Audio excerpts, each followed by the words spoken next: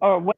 To join the conversations. That's what it is. To Join the join the conversation. conversation live over on youtube.com/Shamika Chronicles. What's up? Hey, Victor. Welcome, welcome, welcome. We are about to get started with Conscious Conversations. What's up, Gemini Songbird? What's up? What's up? What's up? We are about to get started. Thank y'all for coming in. Get your snacks. We are about to talk about episode 6 of Dear Edward. So, I got to turn this on. What's up, Miss Angie B? Miss Angie B's in the house.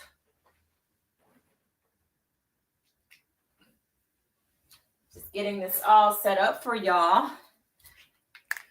We will be getting started shortly. Lord, please God, don't let my backdrop fall. Okay, where we at? Here y'all are. Okay. All right, let me go live over on the Book of Faces. Be right back. Instagram, what's up? Y'all, come on over. Miss Angie B, can you put YouTube Shamika Chronicles? Or do you think that they'll already know? I don't know. What do you think? Do we live on? Because they don't know where on YouTube. So maybe you got it. I don't know. Okay. All right. I don't know. All right. Let me go live over here on Facebook. Y'all, let me tell y'all, it takes a village. It really does, y'all. It really, truly takes a village. How come my thing is not here? I don't see it on my page. Hold on one second on my Facebook page. What's up, y'all? Thank y'all for stopping by. I hope y'all come on over to y'all can watch it here, which is great. But I also hope you all join us over on youtube.com/Shamika Chronicles so that you can actually join the conversation, that we can talk and all that good stuff. One second. Why is this not showing up on Facebook? I'm live on Facebook. Okay, great. Let me see. Let me view it on Facebook real quick. Continue on Facebook. Hey, Sue. Hey, Sue. Okay, so it says that I am live. Let me edit the audience so that everybody can see, because I don't see it on my page. Oh, there it is. I see it now. It says that I'm live. Let me edit the audience. Bad Bitch O'Clock. I love that name. What time is it? Bad Bitch O'Clock. That's a nice Instagram. You won. What's up, Sue? Let's see. Who is that? Miss Fran, the boss chick. Oh, that's another good one. Y'all good. Y'all real good. All right, let me get over here. We're going to get started shortly, just getting these things set up. Okay, cool. It's happening. It's working. It's happening. It's working. Where y'all at Facebook? Hey, Dr. Brenda. Yo, the last episode, let me tell you, I just finished putting on makeup. You ready? Whenever you're ready, Rev, give me a thumbs up and I'll bring you right on. But yeah, the last episode, I just finished redoing my makeup to cover up the tracks of my tears. Like, it had me just literally sobbing and crying. Okay, I don't think so. Yeah, it really did. It had me. It got my heart. Are y'all watching this show? Instagram? Are y'all watching Dear Edward? Have y'all joined this journey? Let me tell y'all, if y'all need to cry, if y'all need something that expands your heart, it's the world that's the wrong ear, and experience the world in a deeper way, to feel connected, like to understand how we are all so connected in this thing called life. Dear Edward is that show for real. All right, we are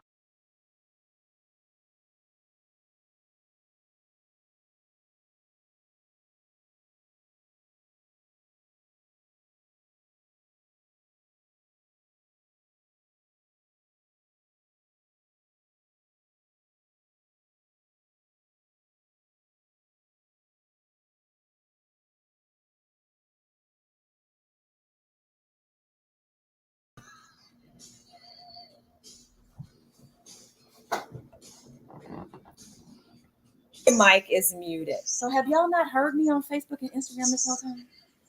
I think y'all heard me, but I think I changed the thing. I hit go live. Okay, you're there. Mm-hmm. What? Okay. Oh, sorry. Let me get rid of these. Hold on, y'all. Let me get this plugged in. Yo, it's so good to be able to just talk about one episode today. I know, right? Right. This was a doozy, though.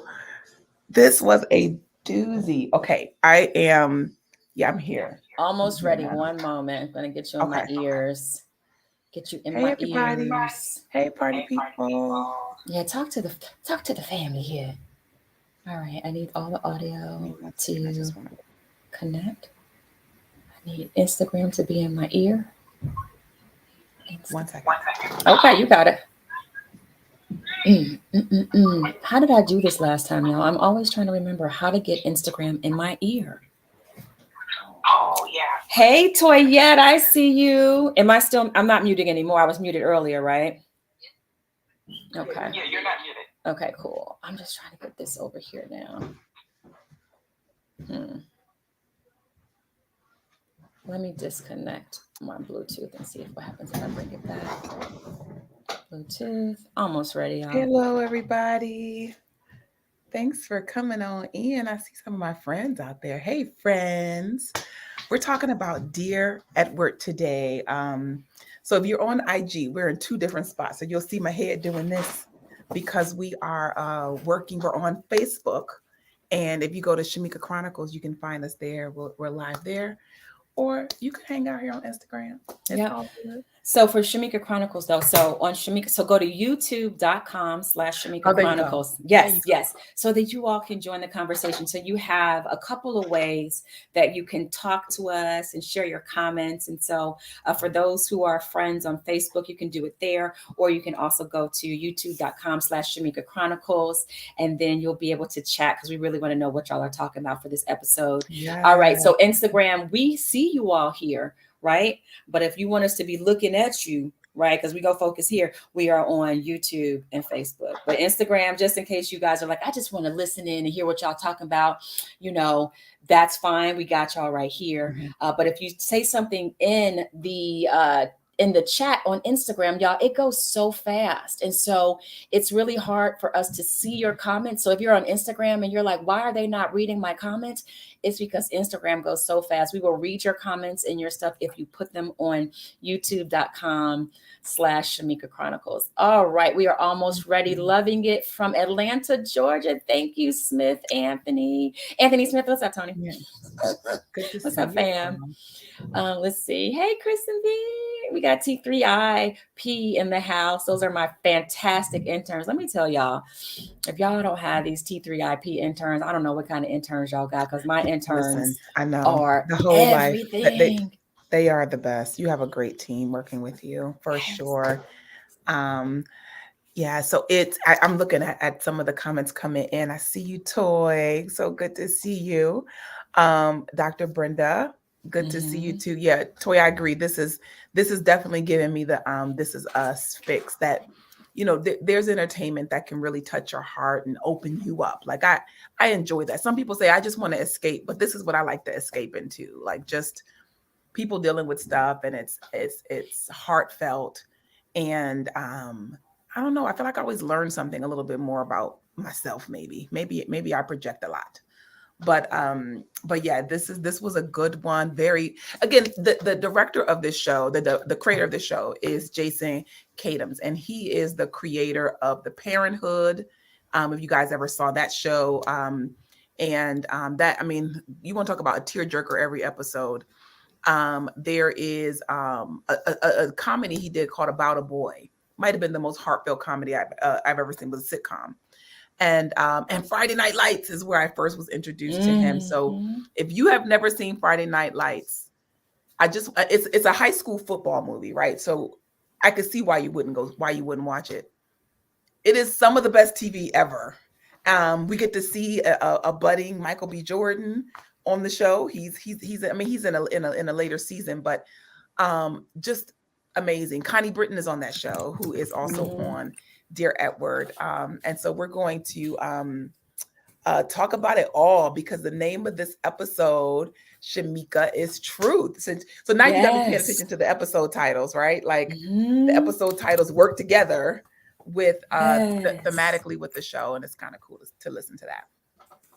So before we get started, for those who are new to us, you are tuned in to Conscious Conversations, Dear Edward edition, where we talk about the shows that I'm on. Okay, so who am I? My name is Shamika Cotton, and I play Cora on Dear Edwards. And Conscious Conversation is all about deepening the conversation and expanding our consciousness. And I am joined every week by my fantastic, phenomenal co-host, Rev Ree. Hey everybody. I'm here. I'm a Shamika fan and a TV lover. And so this is like putting two cool things together and we get to talk about it. And people have told me I'm deep, but I just see I see love. I see the underlying things and things. So maybe I am deep. Maybe I like to swim in the deep. There it is. I said it. But we're gonna have a good time together.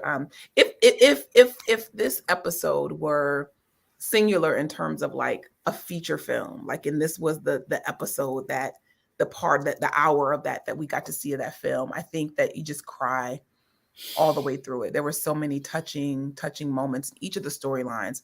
And if you haven't seen the show, Dear Edward follows the lone survivor of a plane crash, and a young boy, 12-year-old named Eddie, soon to be, who leaves Eddie behind. Eddie dies in the car crash, but Edward is who survives. And the amazing thing I think about the way the story is that how these wonderful shows will, you kind of follow different storylines, and sometimes that can get a little confusing. But in each of them, you see people who are grieving someone who was on that plane, and we get to really get involved in some of the storylines. So this particular episode, I want to talk a little bit about Connie Britton's character. I said I wasn't going to do this time with these names.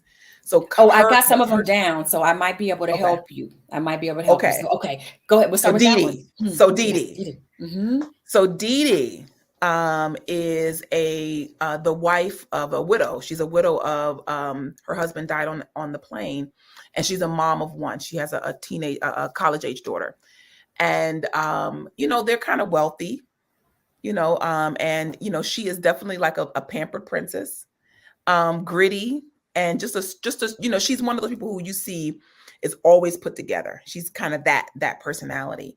And what she discovers in the plane crash, because her husband sends her this really cryptic kind of text message about how he loves her, but we discovered that he has this entirely separate life, that he had lost his job a year or so ago. He not blew through their money, but they were out of money. Like he had made some investments that didn't work out, and he had a whole different life in California. And in that life, we discovered that he had an affinity for the LGBTQ community, and was, really, like, again, if you can imagine, these are things that had nothing to do with the man that she knew. And something that came up, Shamika, in here that I thought was interesting is the idea of name change, right? Yeah. Because, Eddie, the little boy who had a mother, father, and a brother, did not survive that car crash. But Edward, this young boy who is walking, the miracle boy, right? Who the only one who survived, is emerging and trying to figure out who he is. And you brought out how last week he even said, "I don't know who I am. I don't know who I am." I mean, it was a powerful moment. And now we have Connie's not Connie, her name is Dee Dee on the show. Dee Dee's husband, who was Charles to her. And we find out that he, in this other life, is Charlie. And Charlie is exploring his sexuality. Charlie is a safe haven for youth in transition. Charlie is who's into music, who has a different sense of style, and who still loves Dee Dee. Mm-hmm. Everybody in Charlie's world knew Dee Dee, but Dee Dee didn't know anything about Charlie. Mm-hmm. And I just found this storyline to be so amazing. because it does beg that question of like, do I know you? You know, you can be around someone, but are we intimates is a question, right? You know, the fact that you brought up this word, intimate, I think that there are so many moments in this episode 6, called Truth, where we see intimacy in different ways, all the different ways that the characters were intimate with each other, and not just in a romantic intimacy, but an intimacy type of relationship that they had Mm-hmm. with each other, with some people who were on the plane, and even the intimacy between Shay and Edward, which we will talk about a Yeah. little bit later when we get to that. Mm-hmm. You know, because I was talking to one of my interns as we were getting ready for this conscious conversations, and we talked about how there is intimacy that we all know that is romantic, but there is also another form of intimacy that is not romantic, right? And I Mm-hmm. remember when I was talking with my acting coach, Mariska, and we were having this conversation about the different forms of intimacy. And she said, you know, when I was trying to get her to understand the intimacy that's not linked to romantic feelings, and she says, oh, that's kind of like the civilian way of looking at intimacy, Mm-hmm. right? Like on Mm-hmm. Mm-hmm. the outside, or the exoteric. Okay, I'm not going to go there. I'm right. Just, you know, the outside, but on the deeper level, right? There's an intimacy that it doesn't have to be romantic. So we see that a lot in this episode, and definitely in her Mm-hmm. relationship with Shay and Edward. I mean, I totally think that there are lots of ideas that we have made so narrow and so small. And intimacy, sexuality, romance, all of that is such a narrow aspect of intimacy. Like it is, and because and the show like this helps us to see the depths of like our connections. Intimacy is our connections. Am I connected to you? Do I see you really for who you are, and accept you, right? There's an openness to Mhm. acceptance. So this one being called Truth was to be truth, to be in the space of truth in an intimate relationship is an act of courage. And because the more someone knows you, I think the more risk you feel. Like it's what if now that we are close, I say or do something or emerge as someone that you no longer want to be with, right? That you begin to Mhm. reject. And I would imagine that that's what Charlie felt as he was figuring himself out. Um, one of the things in with Dee Dee and Charles is that they were high school sweethearts, so to speak. Like they had met as children. And so if you think about who you are, I'm imagining that most of the people who are chimed in with us are not 20, right? And so if you think about who you were when you were 17 and 18 and the decisions and choices you made at that time, and then come now, it's likely that that there are many parts of you that have shifted and changed over the Mhm. course of that time. Yeah. And a relationship like that would have to be malleable in the way that so that you could keep growing. But it seems like for Charles, he couldn't find that kind of flexibility. So he went and recreated it somewhere else. Yeah. It's deep, right? Yeah, you know, since we're talking about the creating intimacy somewhere else, it reminds me of the storyline between we had kind of like a new storyline that was introduced to us. We got a chance to find out a little bit Mm-hmm. more about Sam, who we met in group therapy, right? The Sam and Vernon story. So Ben was someone who was on the flight, and I'm still kind of confused about who Ben was exactly. But do you remember Uh-huh. the story, Sam, where he runs into Vernon at inside of the storage, Right. right? Right. And then we find out that while Sam was in therapy, he talked a lot about I think it was either his girlfriend named Sienna, but then he ends up calling Lacey and saying, "Here's the real scoop. I had a connection, an Mm-hmm. intimacy connection with Ben." But That wasn't shocking to me.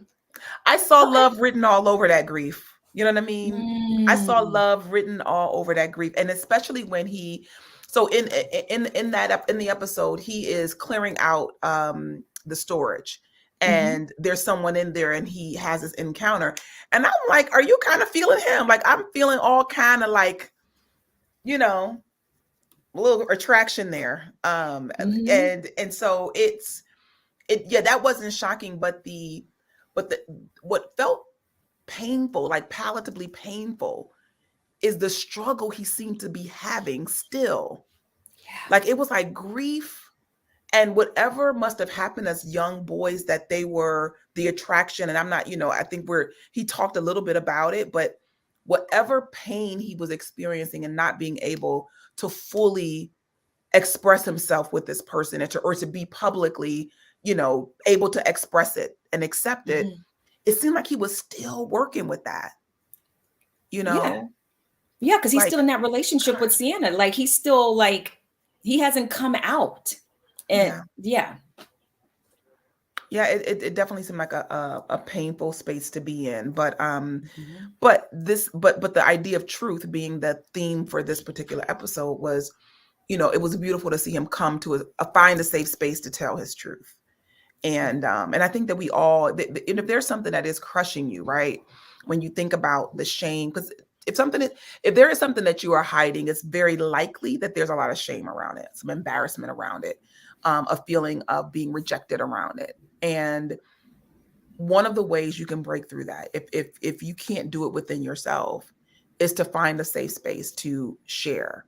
Because oftentimes when it gets out in the air, you realize that it can be air, it can be light, it can be dissipated. It doesn't have to be like the brick in your heart when you are holding it in with that embarrassment and that fear and shame. But when you speak it, right, there's something about the transformation of that energy that lightens you up a little bit. I joke about how, there are times when I'm having a challenge with someone and we have a conversation.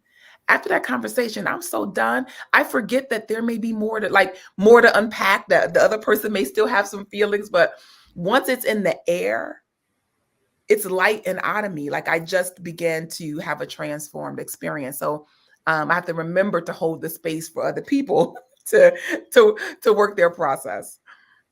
Before you just said something about like letting the air in after you talk about it. And I think that's what this group therapy that they're all involved in is allowing them to do, to talk about it. But also, I think it's important for, even if you're not in like a group therapy or type of grieving situation, this is why therapy is so good. Right? You have all these ideas in your head and they're ruminating. But when you find a therapist or a group that you can talk about it, you start to let the air in so things can start to shift. Right? And so, yeah. Yep. Very much so. Very much so. So Dee Dee and Charlie, right? We see that she's dealing with the anger. Now she's dealing with her daughter who, is grieving in her own way. And I love when she said that, you're trying to hide, you're trying to hide and you got to stand up and deal with this. And I could hear her saying that to herself, right? Like, I got to deal with this. Yeah. I've got to deal with this. Like you want to run away, but you can't. You can't. Let's talk Edward this episode too. You guys know I adore this little boy. And, up until this episode, he could do no wrong. And we saw, I mean, not that he still can do no wrong. But what we saw is that in this space, it was always, Edward deserves all the grace in the world. You know what I mean? Yeah. Edward deserves all the grace in the world. But with Shay, they're having a right now experience. And I think that she had extended so much grace to him as she was adjusting to the weirdness of their relationship and knowing that he developed an attachment to her and all of those particular feelings that were coming up. However,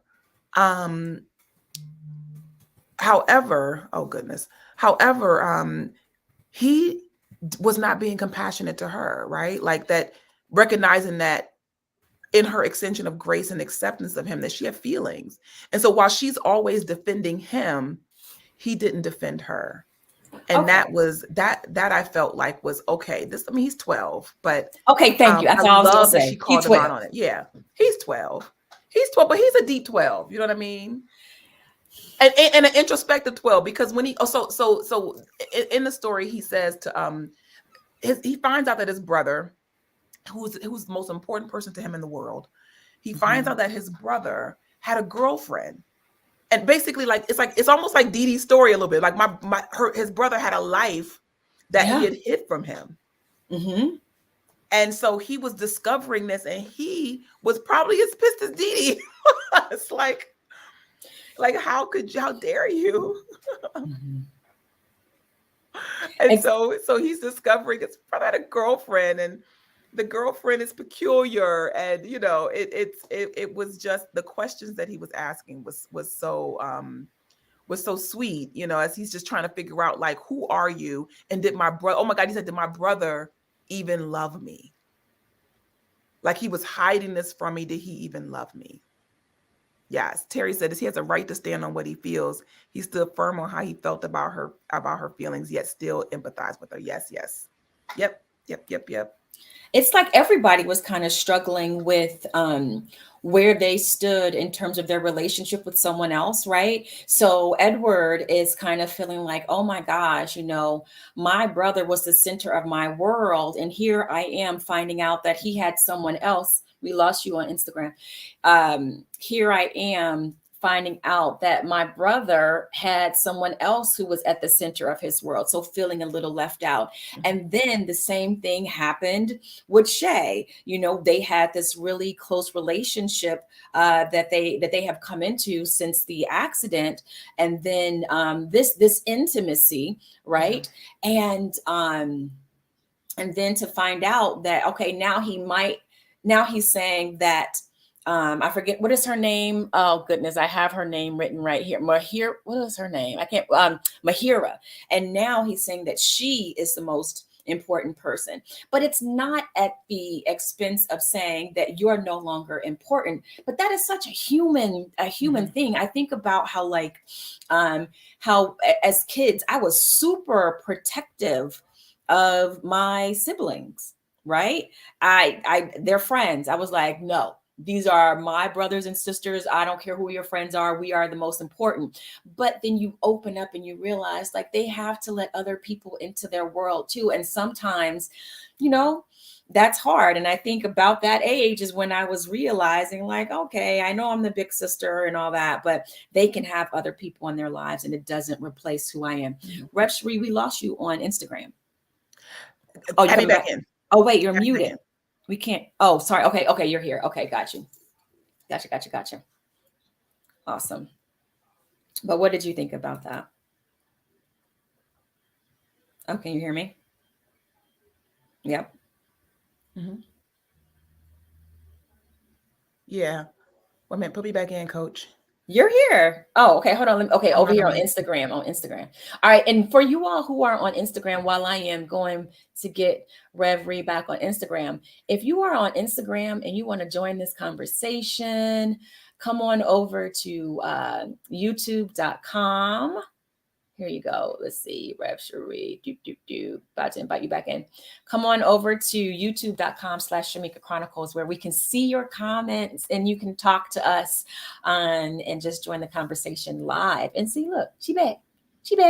But hey, hello to everyone that has joined in on Instagram. We have Shahira. We got Mr. Uptown in the house. Thank y'all so much for stopping by and joining us here. For Conscious Conversations, Dear Edward edition. But what did you want to say about that, Reverie? Wait a minute, where were we? I'm all over here on IG. Give me the thing again. We were just talking Edward. About how everyone's kind of feeling a little protective of their connections with people. We have Edward said that Mahira is the most important person, and then that was kind of like a slap in the face to Shay. It was a huge slap in her face to her. Like, you could feel her heart crush because she had been so present for him. Yeah. You know, she had been so present for him. And again, the boy is 12, right? We get that. Yeah, So he's fine. this is that aside though, because it doesn't, when you're feeling your feelings, you're feeling your feelings. You know, it's like telling a kid that you're not in love. You're only 13. It's like, no, my love Yeah. is real, right?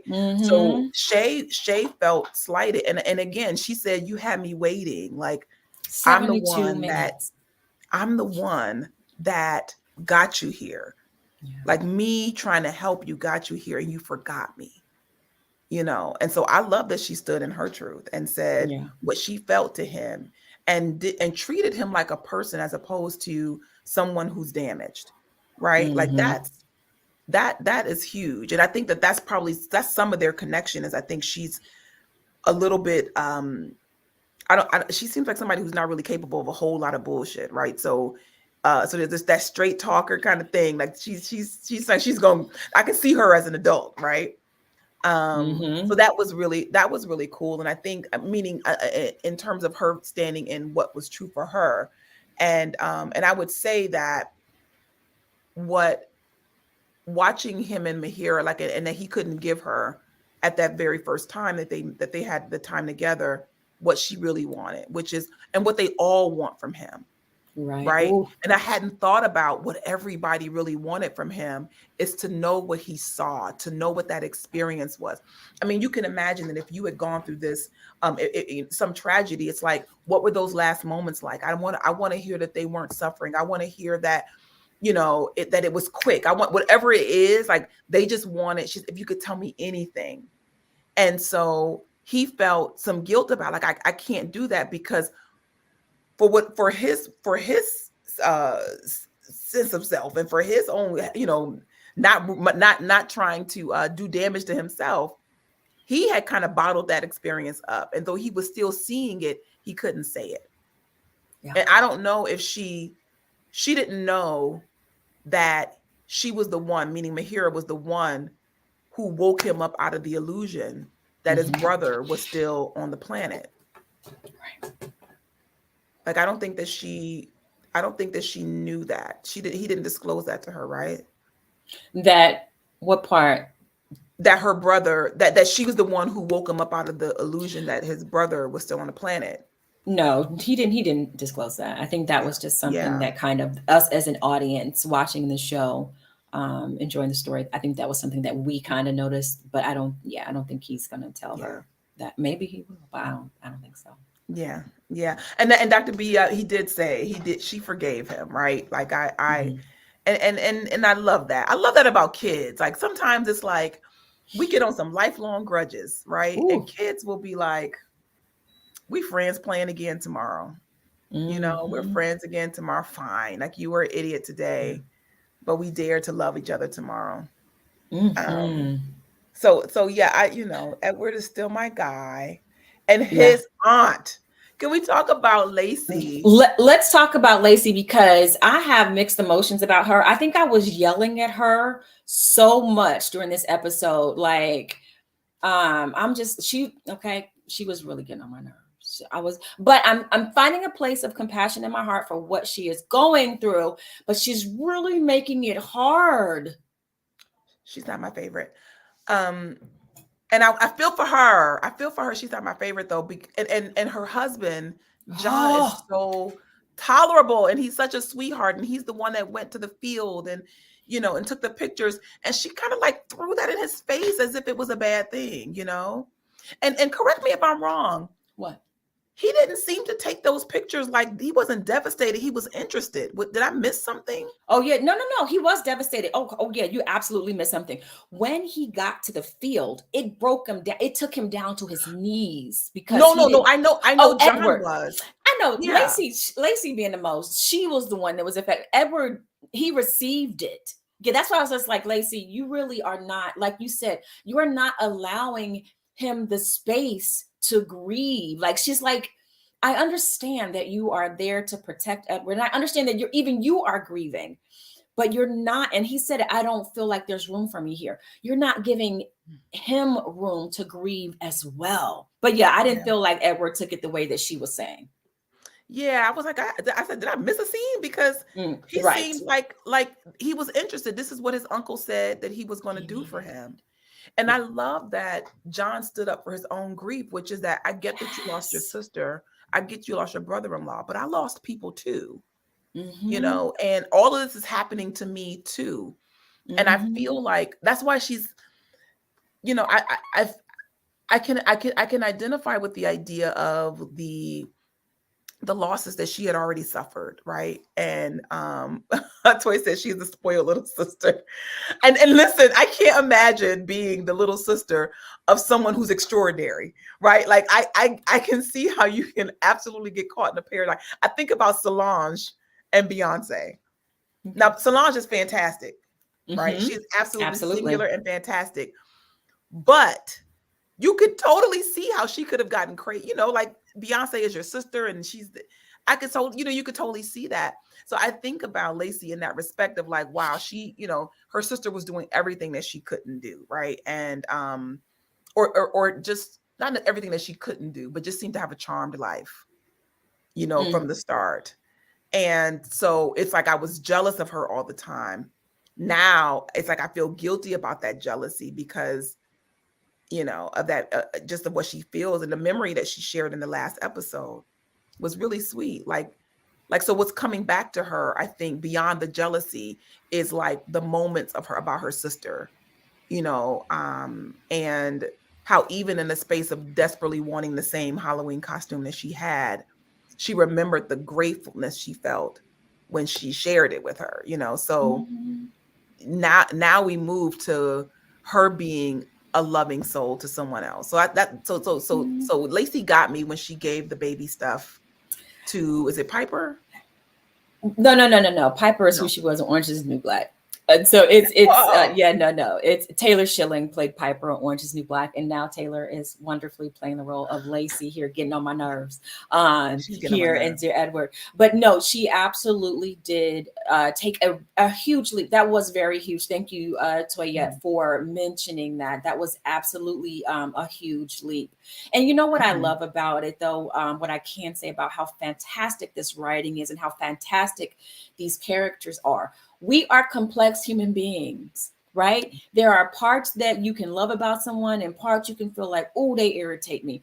And all of these characters are so multi-dimensional. And I think that the fact that I'm so conflicted, that means this writing is so good.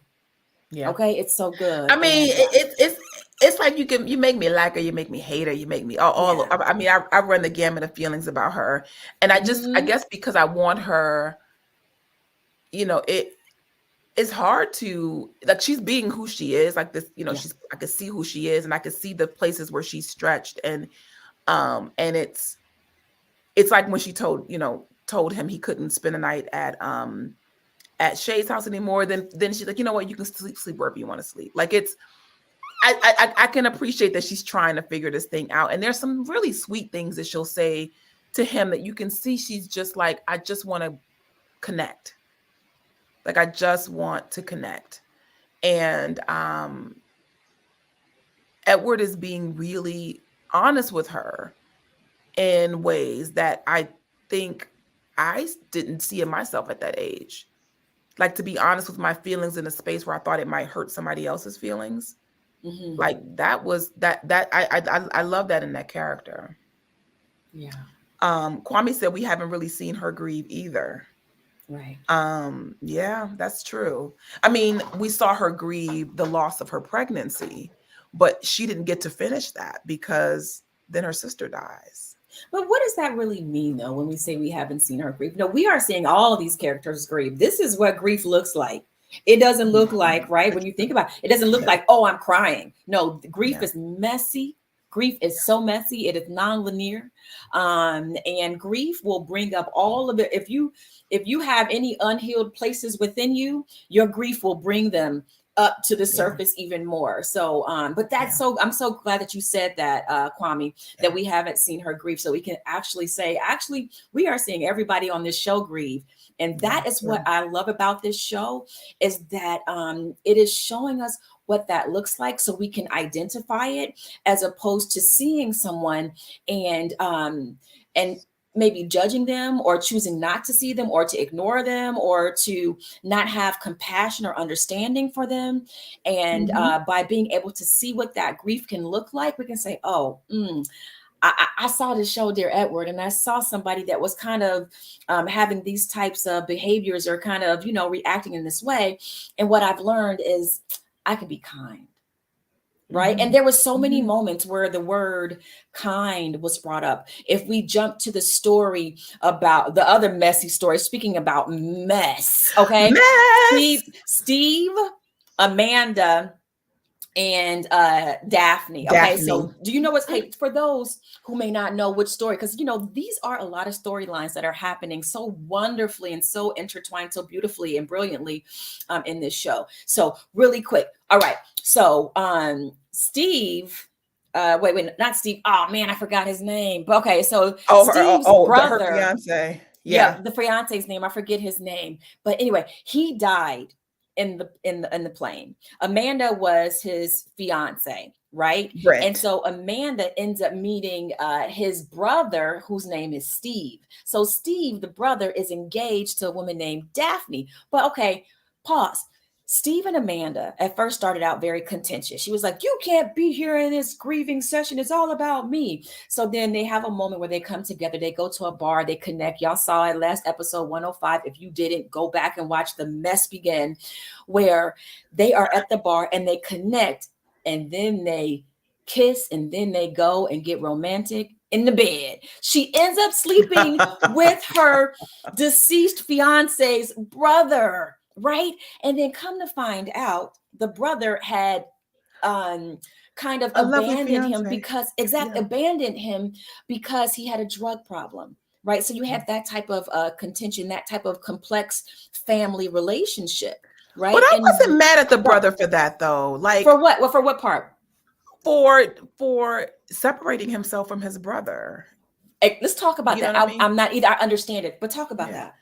Yeah, I think that all I kept thinking was, man, he needs Al-Anon. Like, it's being being in the family of someone who has a drug habit, and you are constantly. I mean, he talked about his brother was abusive. His brother stole. His brother had just become highly untrustworthy, and it was perpetual, right? And so when you've gone through those ups and downs and the high hopes that they're going to overcome it, and then they have those moments of sobriety, you're braced.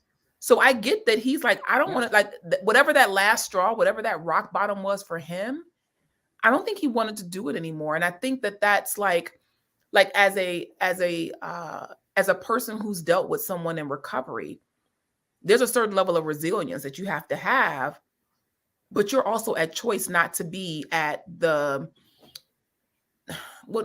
to be at the effect of someone's not like being out of their mind, you know what I mean? Like being basically the effect of their addiction. And so I wasn't so mad at him for saying, no, I won't contact you. Now, here's the thing. Okay. You don't think that the mean thing you say to somebody is going to be the last thing you say to them, right? No. We don't think that. And Toy said no more enabling. Like that's in essence what he had decided no more of. And so Amanda was essentially, it seemed like they were breaking up over the same thing. Like he had a relapse. So she exactly was in the same space. She was cutting the cord as well. Exactly. So she's not giving him the space to have this very same feelings that she was having when she gave him that ring back. Right. Yeah. And I wasn't surprised, but I mean, that they connected that way was kind of shocking. But I could see that they were seeing something they needed in each other. Absolutely. You know what I mean? Like, I think that she was seeing, like, she was projecting that anger that he felt toward himself. Like he needed somebody to argue about, to be mad at him because he felt so horrible himself. And I think that she needed to see someone who was loving and trying to beg for forgiveness, because that's what she was seeing in herself. Like this idea that I let him go at his last, at the worst moment. My last memory is throwing the ring back at him, like that's, so I can see how they developed that level of connection. And, intimacy for some people. Like you just go to, like Dr. B said, some people grieve. That's the way that they grieve, is through that kind of connection. Absolutely, absolutely. But yeah, I thought that it was really a great way to show that families are so complex. You know, just I felt for him when he was struggling with like, I am not responsible for that. Like just like that guilt that he's been holding on to as well. Yeah. Right. So, but also being the good boy, like Toy said. Toy said the brother is not happy with his life. So when you have somebody who is in perpetual crisis, right? His brother is in perpetual crisis. So now you want to be the good kid. Yeah. So his whole life was been defined probably by his brother's addiction in some way. And you know like, that's another thing that happens in families when you have someone who is kind of like the bad child and the child that's not a problem. The child that's not a problem gets ignored because everybody's so focused on the one who is struggling in some way. So many mixed emotions. and Edward and his brother, it's like that's what he was fighting for, was to be out of his brother's shadow, even though he loved his brother, even though he said, you know, what Mahira shared was he loved you more than anything, you know, but he also needed to find himself. He needed to figure out who he was by himself. And he was at the age where you do that, right? Where you begin that level of discovery. You know, how long can your little brother be your best friend and you still feel like a cool kid, you know? Yeah. That's you know, that was what his brother had to contend with. And took him into hiding, took him into secrecy. Wait a minute. So we're getting close to the hour, and I want to desperately talk about Daphne, not Daphne, about Adriana. And, let's talk about that storyline. Absolutely. That's another messy one. Because I kept saying, Adriana, quit looking at him like that. You know what you're doing looking at him like that. You know, with the good Reverend, she was flirting. But anyway, go ahead. But back to Kojo. Listen, the Reverend is that guy, right? Like this was her. This is her guy. I think that all things being equal, their paths were going to lead to each other. Like that's what they had made some decisions already. Right. You could see it. It was just a not yet. It looked like a not yet happening with them. Wait, did you notice in this story how Kojo said that his immigration papers happened really fast because the Reverend expedited it for him?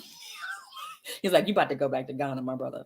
You about to go. He said, I'm gonna help you if there's anything I can do, right, to get you back out of here, because you in here messing up my good thing. Right. It's, you know, it's beautiful, and I love that Kojo stood up for like Adriana's in a dangerous place. Like literally, I think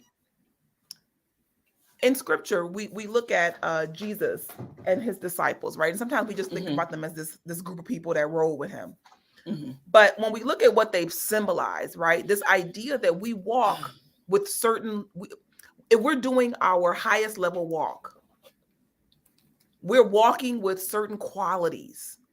And so Jesus walked with the quality of love that's represented by John. He walked with wisdom represented by James. You see him with James a lot, and when you're reading the scriptures, reading the recorded scriptures. And Adriana is walking with all this love, but the wisdom has to be there too. And you got to know that this little girl is projecting mom on you. Like not to not be there for her. But I felt like Kojo, his interruption was like, you need to recognize that maybe you need to take a step back. And I know he's talking to himself as well, because we're getting attached to you, and we're getting ready to go to Ghana, and you're getting ready to go and be the congresswoman. Like our lives are going in this direction. So you might need to go and do that. And I love that he stood up for that, even though it looked like it hurt, right? Because he cares for her. But that's the part about her that's like, you can't be all heart. That's what her grandmother was trying to tell her. You can have the heart, but you can't let your heart lead you alone, right? Because love never fails. Love knows no bounds. You guys know the qualities of love, right? And it's beautiful. But love is not supposed to be by itself. It is one of our gifts, one of our powers that we combine with other qualities so that we're walking with balance. I don't know about you, but I have let love run me in a way, run my emotions in a way where I did not engage in wisdom in some choices I was making. So this is something you can grab out of her story is what does that look like? And we'll see if this is how this is all going to play out, because her and Kojo had a moment. Quite a moment. Okay, right. So, okay, right. I just remembered that happened. I'm like, come on. Okay, that was my question. So I want to know, and we see some hearts happening on Instagram. So how many of y'all were team kiss Kojo, and how many of y'all were team don't kiss? I was team don't do it. Do not do it. Do not get in the bed with that man. Okay. So if you were team do it, put Messy. some fires. Y'all messy. First of all, y'all messy. Okay. Know that y'all have a messy side. Put some fires on Instagram. Yeah. All right. But if you were team, don't do it. Being sensible, put some hearts in there. What were you, Rhett? Be honest. Tell us who you were. See, here's the thing. I told y'all one of my guiding force is love, right? So I always have to, I'm teaching you all the lesson that I have to always teach myself is that love needs to walk with wisdom, right? And so that to me, it's like, I would feel that inclination of like, there's clearly a connection between the two of them. And it is amplified by the fact that they're grieving together. It's amplified by the fact that she cares for this little girl. And also that it's off the path. Like they're all kind of going off of the path that they were on. Like this accident changed their life trajectory. And so her life was moving in a direction, to me, I can't see why her and Reverend Eric look adorable together. Yeah. You know what I mean? They look absolutely adorable together. And when she asked him for a favor, he was like, absolutely, yes. I don't care what we've been going through. Like, absolutely. Like, I see we're going to get together. This is just not the day to day. You know what I mean? So I think that is my, which team am I on? I'm right. Just say it. The sensible part of me is like, is fire. She messy. Okay, go ahead, huh? Yeah. It would have been to take a pause, because number one, you got unfinished businesses. Like you and Eric still got some unfinished business, right? And they made it complicated. And so here now you're gonna have to deal with this at a moment. And I'm gonna tell you this: sometimes you got stuff going on in your life that you need to pause all that other stuff. You are running for Congress right now, in your grandmother's seat, a newbie to the game. Put your head in the game, girl. Get out them boys' bed. You know what I mean? Like, come on now. Come on now. Or be into those boys and just let Cora do her thing. Because you ain't ready. You ain't ready. We love you, Adriana, but you ain't ready. But while we talk about Adriana really quickly, I want to give a shout out to my girl Jasmine, who is playing the campaign manager. Yeah, right. She was killing it. Yeah, Jasmine, just got to shout you out real quick, sis. Those looks that you was giving, keeping her in check. Like, it's all about optics. Yes, Jasmine. Like, how you gonna? The dilemma of motherhood, right? Is that at some point you're in a space where it's your kid and an other important moment. It happens to parents all the time, to moms specifically. And so she makes a promise to this little girl, and she has to, and then there's this big opportunity that she needs to capitalize on the momentum. Yeah. And Kojo's like, look, you can be off the hook because you're not her mom. Yeah. Like, but that dilemma though is real. It's like, how can I don't want to let her down, and I also know what I got to do. So she did what she had to do, but was that the right move for the future Congresswoman? Right. I think you needed to be at that fundraiser. I think you needed to be networking and showing your face and shaking hands and all that good stuff. Why am I going great? It's complicated. It's complicated. And that's what's so great about this show. It's so complicated. I can see both sides really. Yeah. And I feel both sides when I'm watching the show, and it's tugging at my gut and tugging at my heart at the same time. Terry, which character are you talking about? You said she is fierce and she speaks power. Is that About the campaign the aide? manager. The aide, okay. Terry was talking Campaign about manager. Jasmine. Go Jasmine. But Terry Yeah. also says, bottom line, he is worried about his niece being detached, right? But he is attached as well. True. Yeah. Now Yeah. they have memories. A real note, I believe she has feelings, but not to the depth of romance. Interesting. Interesting. Yeah, I mean, Bex is just the most adorable little thing. Like, she's so Right. endearing and sweet, and and it's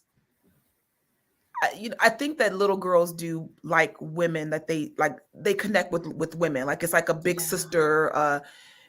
So there's that part, and it's she's not in therapy. Somebody, who was it that put? How come Edward's not in therapy? How come Bex is not in therapy? Where is their support group? Right, because these kids do need to be in therapy, like right now.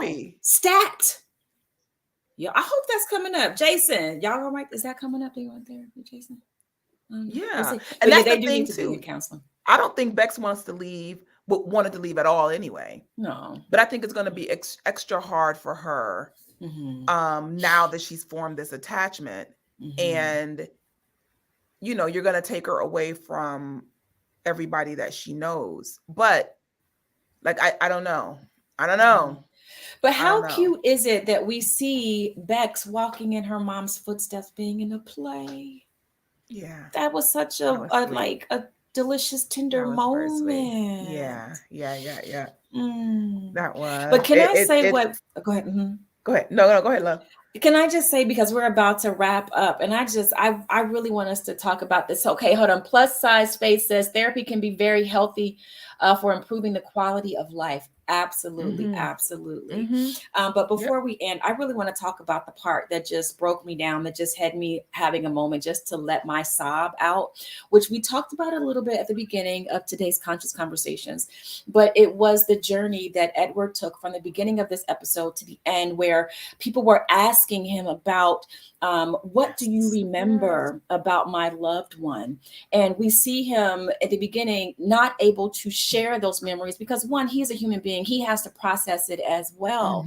But by the end of this episode, we see him sharing the memories. And it really stuck out to me because it's such the small things about our experience together, the memory. He said when he saw, what's her name's baby daddy, Lacey's boyfriend, right? What did you remember about him? I remember that he was nice. We were waiting in line for the bathroom. He seemed cool. Right. And then he tells Mahira about, what he remembered about his brother in that moment. And for me, y'all know that one of the things that really, a phrase that gets to my heart every time is that we were here. We were here experiencing this life together. And I think about so many times, life happens. We're all human beings. And sometimes we are not fully present in our moments with our loved ones. But when they are gone, it's those little moments that mean the world to us. And then I think about how at some point, it never fails when you are at a funeral that we all end up telling each other's story. We all end up telling that memory about, well, what do you remember about them? What was an experience you had with them? And it's such a healing thing. But just to remember as we are going through this life while we are here, of course, I always say it to find kindness and compassion, but also to really be present in those little moments, where you just look at the person you're with and you like, oh, their shoe was untied, that little piece of hair right there, you know what I mean? Those moments are so meaningful.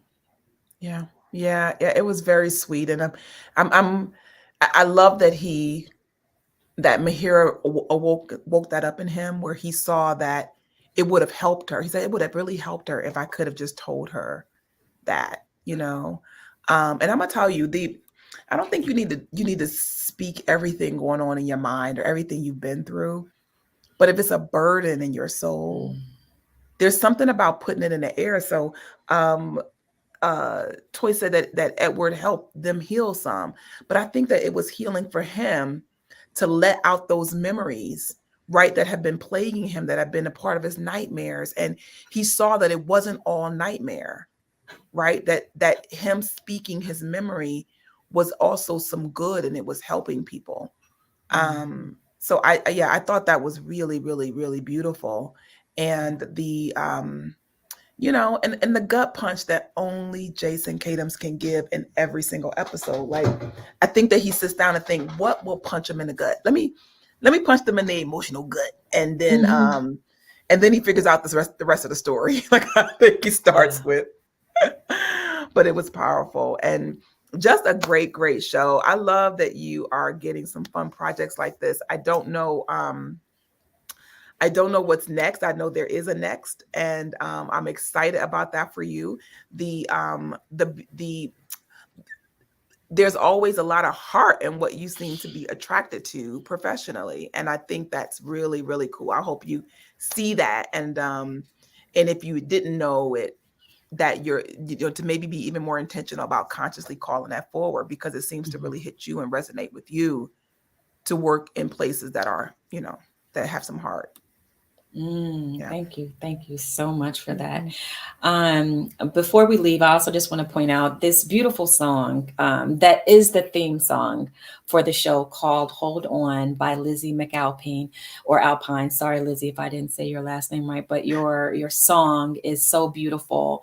And if you all can just take a moment to just go listen to the song, now that you've seen 6 episodes now, and there's some really, really great music in this show. And I'm going to be sharing some of the different songs that are here. So much, there's so many wonderful levels that are a part of telling the story, right? You have the acting and the music and the different frames that they choose to tell the story, and all of those wonderful things. But take a moment to listen to some of the music. She says, everything feels so heavy. I'm an acrobat for everyone. And at first I thought that was just for Edward, but I feel like everybody in this show is an acrobat in some way for everyone, and help me to hold on. So that's what we're here for, to help each other hold on. Yeah. So yeah. But Fun, all right. fun. So we are a little bit past the hour, but this conversation is so good. So good. We will continue this conversation next week, episode 7. If you have not started watching Dear Edward on Apple TV Plus, what are you doing? Come on, jump in, get in here with us. Let's get some tissue. Get some tissue, and then feel all the feelings. Have a great cathartic experience. And come back, and it'll be even more fun. It'll be even more fun. Always a pleasure, Shamika. Thank you so much. And thank all of you for stopping by on YouTube / Shamika Chronicles. Those who are on Facebook, who stopped by, those of you who are on Instagram, you stopped by. Thank you all for joining us and helping us to expand the ideas and the stories and the themes that are in Dear Edward. Thank you for joining us, deepening the conversation and helping us to expand our consciousness. We will be back next Wednesday, 6 p.m. Pacific, 9 p.m. Eastern. And all right, y'all. Thank y'all for coming by. We'll see you next time. Bye. See you next time. Bye, everybody. Bye, IG. Awesome. Oops. Ow. Wait, almost there.